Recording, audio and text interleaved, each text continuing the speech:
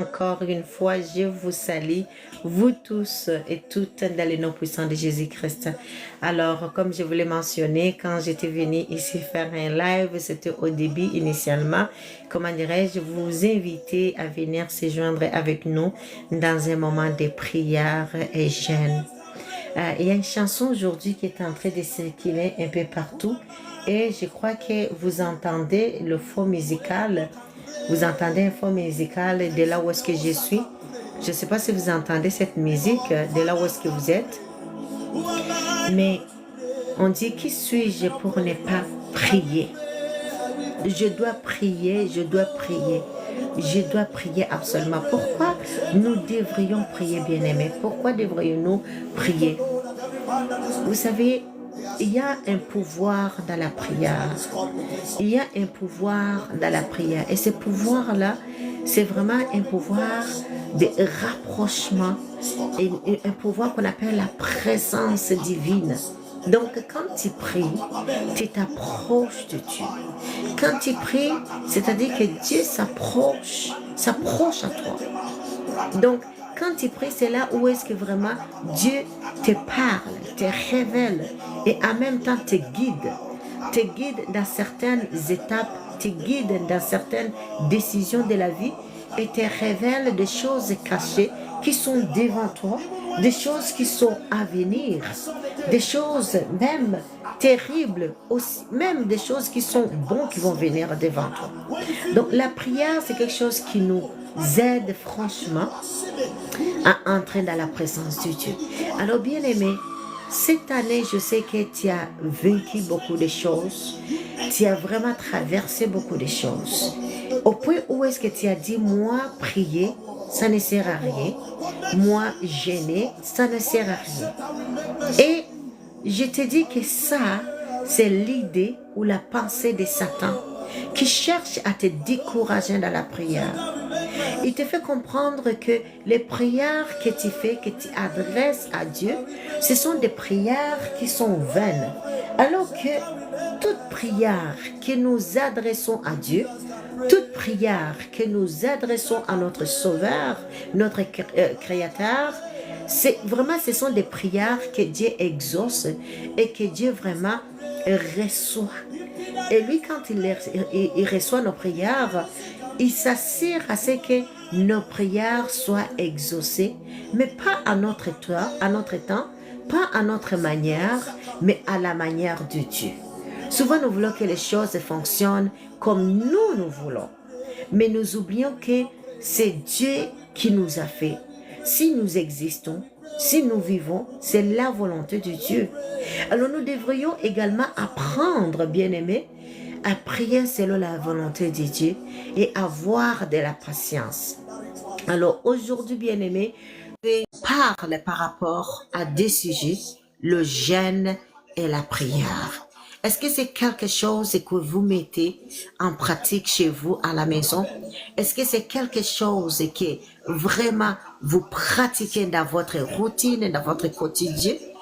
On peut dire on est des chrétiens, oui, on est tous des chrétiens, on est des enfants de Dieu, mais est-ce que nous croyons en Dieu?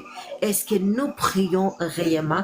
Est-ce que nous prenons un moment de jeûne et prière? Ça, je ne crois pas que la plupart des personnes le font.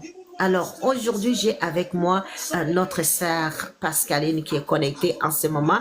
Je vais la laisser prendre vraiment la parole en fait de faire quoi? De vous partager sur le jeûne, sur le pouvoir du jeûne, sur le pouvoir de la prière, parce que je crois fortement que le message qu'il va nous partager va nous transformer, va nous délivrer pour la gloire de notre Sauveur.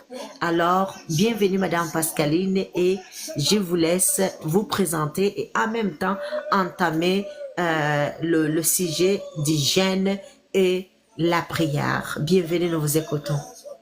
D'accord, bonjour à tout le monde, shalom, shalom, peuple de Dieu, que Dieu vous bénisse, que Dieu Amen, pareillement. continue de vous fortifier.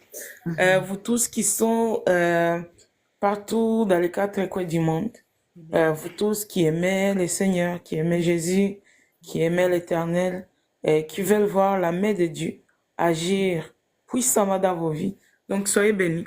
Soyez bénis. Je bénis l'Éternel pour la servante de Dieu, Vestine, qui nous parle déjà du jeûne. Le jeûne, c'est quelque chose de très puissant.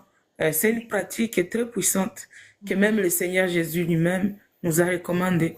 Il a recommandé cela aux disciples.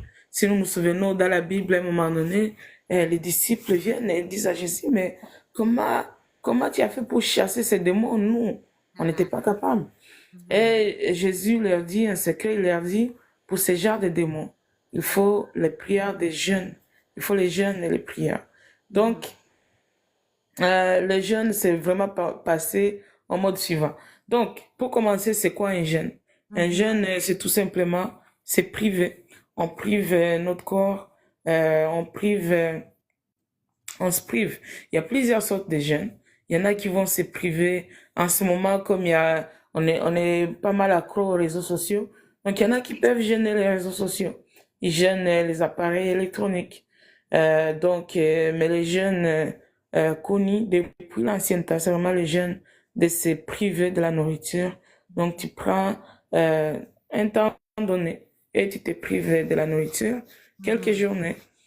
Et donc, selon aussi la santé de tout un chacun, selon les capacités de tout un chacun. Donc, on se prive de la nourriture.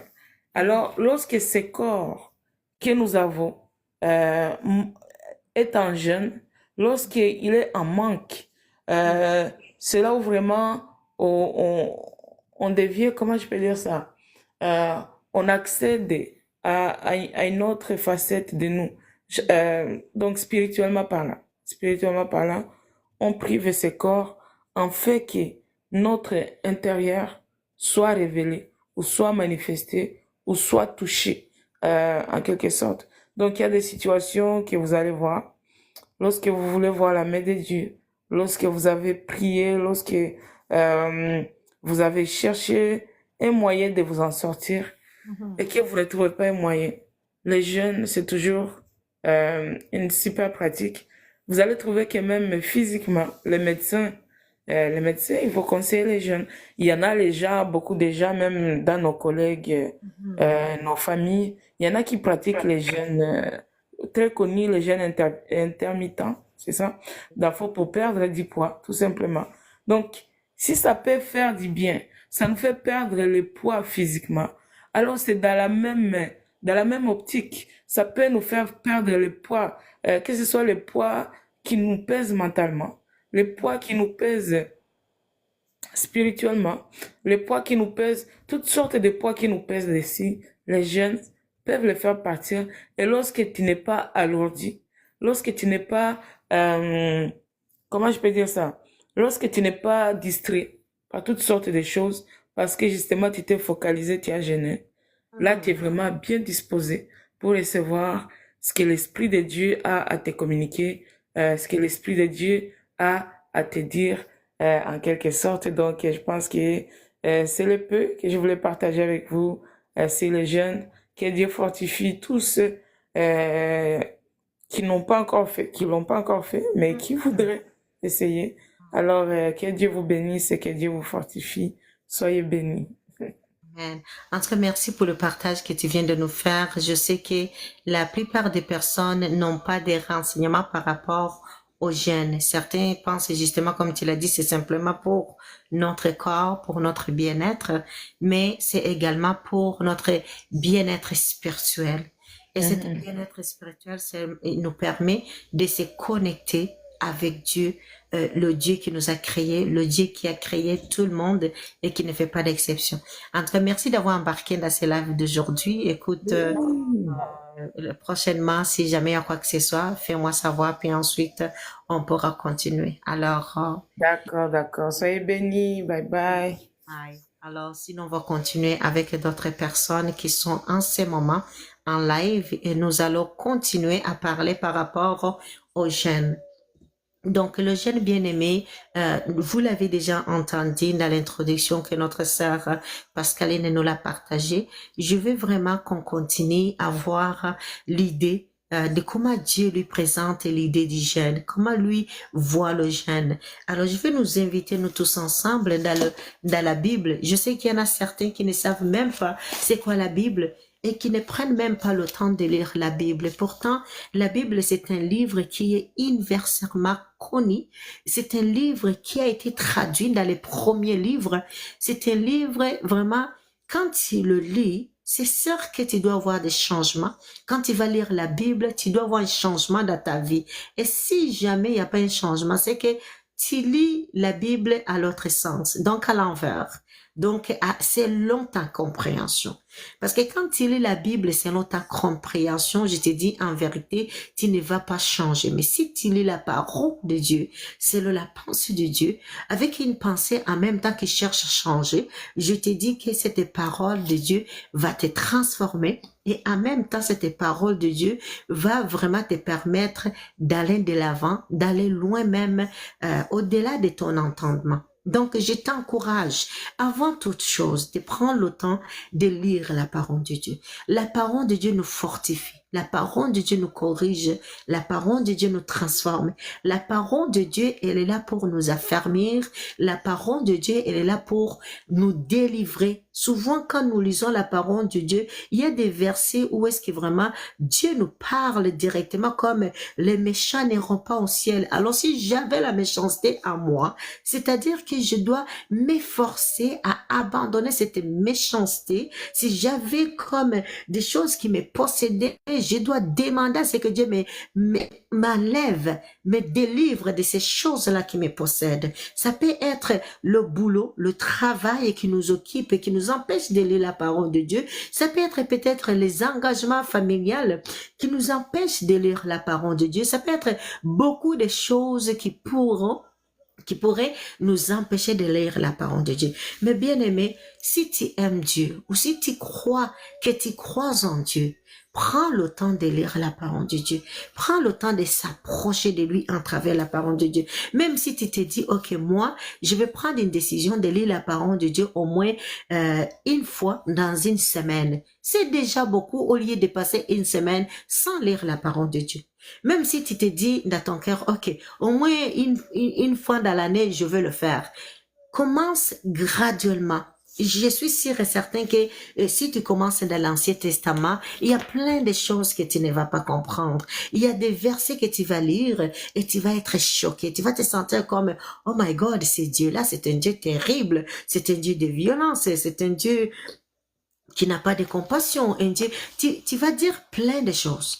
Mais de plus en plus que tu continues à lire, de plus en plus que tu vas continuer à lire la parole de Dieu, à demander l'interprétation qui vient du Saint-Esprit, tu vas tomber en amour de ce Dieu-là qui a envoyé son Fils Jésus-Christ à la croix, mourir pour nous. Nous qui étions destinés à la mort, mais Dieu nous a vivifiés, Dieu nous a donné la vie. Donc, à la place comment dirais-je, à la place que toi et moi, nous soyons vraiment comme enterrés, rejetés, exclus de la société, Jésus-Christ, il a tout subi pour nous. Alors, c'est Jésus-Christ pour le comprendre. Vraiment pour comprendre Jésus-Christ, tu dois prendre le temps de lire la parole de Dieu. Donc, je ne peux pas parler des jeûnes ou des prières si je ne te parle pas de la parole de Dieu. Parce que toutes choses ont été créées par la parole. La parole, la Bible nous dit que dans sa parole, justement dans la Bible dont je vous parlais, dans cette Bible, la parole de Dieu nous dit que toute chose a été créée par la parole. Toute chose par la parole. Jésus-Christ a dit que le ciel soit, et le ciel a vu que ça existe, et ça a existé par le pouvoir de la parole. Donc, toute parole qui sort de la bouche de Dieu, ce sont des paroles que nous devrions vraiment se focaliser, des paroles qu'on devrait considérer et en même temps méditer au jour au jour. Il y a des gens qui disent, mais moi j'ai lu hier Matthieu, ça me tente pas de le lire encore. Tu sais, quand tu fais une double lecture, tu peux trouver d'autres choses que tu n'avais pas compris à la première lecture. Donc, prends le temps de méditer la parole de Dieu. Prends le temps de la lire. Et si jamais tu ne comprends pas ce qu'on dit dans le verset, demande de l'aide. Si tu ne fréquentes pas une église, commence à fréquenter une église. Si tu vas déjà dans une église et tu sens qu'il y a pas vraiment un moment où est-ce qu'ils prêchent de la parole de Dieu, mais demande, prie pour que maintenant ces moments-là puissent exister dans votre église. C'est là où est-ce que je vais parler vraiment de la prière jeune. Bien-aimé, quand est-ce qu'on doit prier? Il n'y a pas un moment pour prier. Il n'y a pas un temps spécifique pour prier. Il y en a dans certaines religions où est-ce il y a des timings. Moment de prière, moment de prière, moment de prière. Avec notre Dieu, qui est 24 heures sur 24 heures disponible pour nous, il n'y a pas un moment fixe pour prier Dieu. Si tu veux prier Dieu maintenant, fais-le. Si tu veux prier Dieu quand tu vas te réveiller dans ton premier sommeil, fais-le. Si tu veux prier avant de manger, fais-le. Si tu vas conduire, si tu es au volant, prie. Si tu vas, je ne sais pas où, prie. Partout où est-ce que tu vas, partout où est-ce que tu vas aller, bien-aimé, prie. Il n'y a pas vraiment un moment où est-ce que je dois dire, en tout cas, moi, je vois que je vais prier à 3 heures, je vais prier à 4 heures, je vais prier à 3 heures. Non, non, non. Tu pries à n'importe quelle heure et à n'importe quel moment. Donc, il n'y a pas un temps pour prier. Donc, prie à chaque fois, à chaque instant. Pourquoi nous devrions prier justement? Parce que nous vivons dans un monde où est-ce qu'il y a le côté physique, mais le côté également spirituel. Vous voyez, il y a tellement de choses que les gens ne comprennent pas au niveau du monde spirituel. Mais pour les comprendre, bien-aimés, regardez ce qui se passe dans votre vie. Dans le niveau spirituel, il se passe beaucoup de choses. Il y a certains qui ne croient même pas que Satan existe. Mais je vais vous dire, si vous ne le croyez pas, Satan lui-même sait qu'il existe. Même ces démons le savent qu'il existe. Alors, ces Satans-là qui existent, il a des associés qu'on appelle des démons, des esprits mauvais, des esprits d'orgueil, d'arrogance, les esprits de destruction, les esprits de blocage, les esprits de célibat, les esprits qui t'empêchent de progresser. Donc, dans le monde spirituel, il y a ces choses-là qui existent. Mais dans le monde physique, nous allons dire, et garde, c'est pas des esprits franchement, là. Satan n'existe pas franchement. Il y a des gens qui vont le dire. Mais il existe, Satan. Mais bien qu'il existe, je vais vous dire que Dieu également existe. Je vais te dire que ce Dieu-là existe et il est au-dessus de Satan. Et c'est lui qui l'a exclu de son royaume à cause de son orgueil. Alors, si tu crois en Dieu, comprends que Satan n'a pas du pouvoir sur toi, mais c'est toi qui as le pouvoir sur lui. Ça, j'ai besoin que tu le comprennes. Donc, je vais parler, oui, de Satan et de ses œuvres, afin de comprendre que le monde spirituel est méconnu par plusieurs personnes.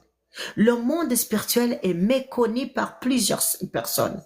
Tout cela parce qu'il s'est focalisé sur le physique. Ah, tel a eu une maison, moi aussi je vais travailler fort, je vais avoir une maison. C'est pas comme ça que ça marche, bien aimé. Alors, il faut se focaliser sur le royaume dessus. Il faut se focaliser sur le monde spirituel, pas le monde physique. Parce que la maison, tu vas la voir et ensuite tu vas mourir. Mais où est-ce que ton esprit va aller? Où est-ce que ton âme va aller? Il faut vraiment réfléchir. Nous vivons dans un monde physique, mais il y a un monde spirituel qui nous entoure et il faut avoir du contrôle là-dessus. Les envies. Telle a une maison, moi aussi je vais avoir une maison. C'est des envies. Et les envies, je vous dis en vérité, il y en a beaucoup et on ne peut pas les combler. Impossible de les combler si ce n'est pas Dieu qui nous aide à se délivrer, à se libérer de ces envies-là. Des envies de la chair. Les envies, c'est que la chair veut en fait. Alors bien aimé, dans le monde spirituel, il y a plein de puissance. Même là, quand je vous parle, je sais qu'il y a des esprits qui sont là, qui luttent contre la parole de Dieu, qui luttent contre ce que nous sommes en train de parler, qui luttent contre la prière et le jeûne, parce qu'ils savent que en en nous affaiblissant dans la prière et jeûne, c'est-à-dire que le monde spirituel où Satan règne, et c'est sûr qu'il va avoir un pouvoir sur nous. Satan a un pouvoir sur nous quand on baisse la garde. Mais si on ne baisse pas la garde, Satan n'aura jamais du pouvoir sur nous. Pourquoi j'ai dit baisser la garde? Quand est-ce qu'on baisse la garde? C'est quand on sort dans le moment des prières et jeûnes, mais surtout quand on arrête de lire la parole de Dieu. Quand on arrête de pratiquer la parole de Dieu. Quand on arrête de vivre ce que la parole de Dieu nous dit. Alors, bien-aimés, je vais nous inviter de ne pas baisser la garde, de ne pas abandonner du tout. Parce que, bien-aimés, la prière, c'est une bouclière. Une bouclière pour toi qui crois que Dieu est capable de faire. Une bouclière pour toi qui crois que Dieu est au-dessus de Satan. Et s'il est au-dessus de Satan, c'est-à-dire qu'il est au-dessus de tes problèmes. Il y a certains qui doivent sûrement me dire, qui vont me dire, ben là, tu dis que vraiment en prière, Dieu va nous aider, il va être au-dessus de nos problèmes, mais les problèmes sont encore là. Bien-aimé, je vais te dire, les mêmes problèmes dont tu fais face, même les gens qui ne croient pas en Dieu, ils ont les mêmes problèmes. Mais est-ce qu'ils doutent? Est-ce qu'ils abandonnent facilement? Non, ils persévèrent à trouver des moyens. Alors toi, au lieu de douter, au lieu d'abandonner, persévère dans la prière. Il y en a certains qui vont continuer à dire, ok, j'ai des problèmes, j'ai des soucis, je vais augmenter mes heures de travail, je vais trouver d'aide avec ma famille, mes amis, ou aller voir des banques, ainsi de suite. Mais je te dis qu'il y en a certains même qui ne finissent même pas à être satisfaits malgré tous ces aides-là qui sont allés chercher. Mais avec Dieu, je vais te dire, ça va prendre du temps. Mais quand tu vas agir, quand tu vas exaucer tes prières, quand tu vas venir pour te délivrer, je te dis bien-aimé, il va changer non seulement tes situations qui sont stressantes, mais il va également te changer toi. Il va changer ton comportement, il va changer ton appellation, il va changer tout de toi. Et je te dis, ton entourage, ton environnement va voir un grand changement et ils vont se demander comment tu as fait. Et toi, il faut leur dire que c'est Dieu qui a fait. Même si Dieu s'est servi de quelqu'un d'autre pour venir t'apporter de l'aide, ne pense pas que c'est cette personne qui l'a fait. C'est Dieu qui a provoqué cette bonté dans cette personne pour que cette personne vienne pour t'aider. Alors, il y a un secret dans la prière, bien-aimé.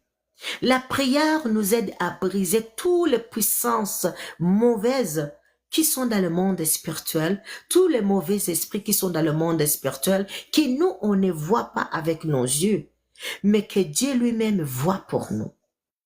Et la Bible nous dit, bien-aimés, que nous ne luttons pas un combat, nous ne luttons pas charnellement, mais nous faisons un combat qui est spirituel. Si Dieu nous a dit ça, c'est parce qu'il sait qu'au niveau spirituel, il y a un combat qui se passe. Bien évidemment, souvent tu peux te regarder dans ta vie, tu vois que ton emploi, ça ne marchait pas, ta famille, ça ne marchait pas, ton foyer, ça marchait pas, il y a des divorces, des séparations, des chicanes, ainsi, des bagarres, ainsi de suite. Bien aimé, qu'est-ce qui se passe? Dans le monde spirituel, il y a quelque chose qui se passe. Alors, toi, ce que tu dois faire, tu ne dois pas lutter charnellement. Mais prends ta position dans la prière, comme Jésus-Christ prenait du temps dans la prière. Jésus-Christ, il avait le temps de socialiser. Moi, j'utilise ces termes-là pour dire, il allait dans plusieurs endroits pour guérir, plusieurs endroits pour évangéliser, plusieurs endroits, mais il avait un temps personnel. Où est-ce qu'il prenait le moment pour parler avec Dieu? Où est-ce qu'il prenait un moment pour vraiment dire, oh Dieu, s'il te plaît, oh Père, s'il te plaît. Mais nous, souvent, on n'a pas ça. Alors, bien aimé, qu'on apprenne dans le nom puissant de Jésus-Christ à prier et surtout à briser les puissances sataniques qui se passent dans le monde spirituel. qu'on prenne l'autorité, qu'on prenne une position pour bien les briser dans le nom puissant de Jésus-Christ de Nazareth. Et maintenant, le jeûne, quand est-ce qu'on doit commencer le jeûne? Comme j'ai dit, avec Dieu, c'est graduellement. C'est un pas par pas. Une fois que tu as maintenant saisi comment prier, bien-aimé, avec l'aide du Saint-Esprit, tu vas y arriver maintenant à faire quoi? À jeûner, bien-aimé. Le jeûne, ce n'est pas quelque chose que tu dois commencer tout de suite. Je vais prendre une journée pour jeûner. Non, sois pas trop rapide. Si c'est l'Esprit qui te fait capable, amen, alléluia. Mais si tu veux commencer par toi-même, prends quelques moments, quelques heures, quelques jours, fais comme une initiation. Tu commences quelque chose que tu ne connais même pas. Donc, va doucement et prie. Et qu'est-ce que Dieu nous demande comme jeûne? C'est là où est-ce que j'allais lire dans la parole de Dieu. C'est que Dieu nous demande comme jeûne. La Bible nous dit ceci. Nous lisons ensemble. Au verset 6. Voici le genre, c'est en Ésaïe 58, verset 6. Voici le genre de jeûne que j'ai préconise. Détacher les chaînes dues à la méchanceté, dénouer les liens de l'esclavage, renvoyer libre ce qu'on a maltraité, mettez fin aux contraintes de toutes sortes. Partage ton pain avec celui qui a faim et fais entrer chez toi les pauvres sans foyer. Quand tu vois un homme nu, couvre-le. Ne cherche pas à éviter celui qui est fait de la même chair que toi. Alors, ta lumière jaillira comme l'aurore et ta restauration progressera rapidement. Ta justice marchera devant toi et la gloire de l'Éternel sera ton arrière-garde. Alors tu appelleras et l'Éternel répondra. Tu crieras et il dira, me voici.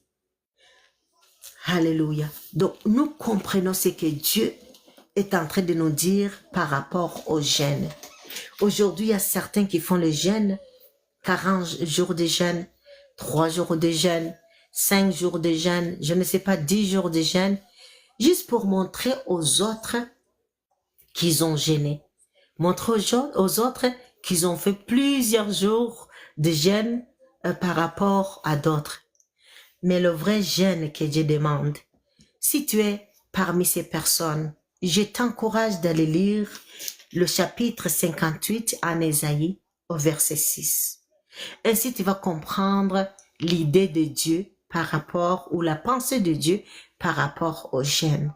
Alors, bien-aimés, aujourd'hui, je nous encourage, dans le nom puissant de Jésus-Christ, de prendre position à partir d'aujourd'hui. Nous sommes vers la fin de l'année. Nous sommes vers la fin de l'année, bien-aimés. Ce n'est plus le moment où est-ce que tu dois vivre sans prière ou vivre sans jeûne, vivre sans la parole de Dieu. Bien-aimé, si tu vis sans ces 3 choses, tu es vide. Si tu vis sans ces 3 choses, bien-aimé, tu es anéanti. Alors, bien-aimé, je t'encourage de prendre position, je t'encourage de prendre courage et de commencer à lire la parole de Dieu, à prier et à jeûner. Bien-aimé, ça va t'aider tout le long de ta vie. Et non seulement toi, mais ça va aider ta génération à venir, tes enfants et petits-enfants bien-aimés. Bien-aimés, maintenant nous allons entrer dans la prière. Maintenant, je vais vous inviter chacun de vous de vous examiner, de vous évaluer. Moi également, je vais m'observer, dire Seigneur, tous les moments où est-ce que j'ai manqué de te prier, je demande pardon. Parce que chaque fois que j'ai oublié de prier, c'est-à-dire qu'il y a des batailles qui ont été faites et je n'ai pas vraiment combattu le bon combat. Alors aujourd'hui, je vais saisir cette opportunité et je vais demander à Dieu de me donner cette capacité de prier, même si c'est des mots. Même si je dis Seigneur, sois béni, sois glorifié. Dieu, je te donne tout. Merci pour le souffle de vie. Oh, délivre telle personne. Oh, sauve telle personne. Oh, donne du paix à cette personne. Parce que la parole de Dieu nous dit que c'est pour délivrer. C'est pour donner du paix. Pour donner un foyer à ceux qui n'en ont pas. Alors, dans nos pensées, bien-aimés, il faut qu'on pense à ces choses-là. Seigneur Dieu, aujourd'hui, je me suis réveillée et j'ai bien dormi. Mais il y a les gens qui n'ont pas d'abri. Il y a les gens qui n'ont pas de foyer. Aujourd'hui, mes enfants se sont réveillés. Tous mes enfants vont bien. Mais il y en a des enfants qui n'ont pas la santé. Seigneur Dieu, donne-leur la santé. Donc, prenons l'habitude de prier. Et en priant, nous veillons sur les uns et les autres, bien-aimés. En priant, il ne faut pas penser à toi simplement. Il faut également penser aux autres. Parce que les mêmes situations dont tu fais face, c'est les mêmes situations que les autres aussi font face.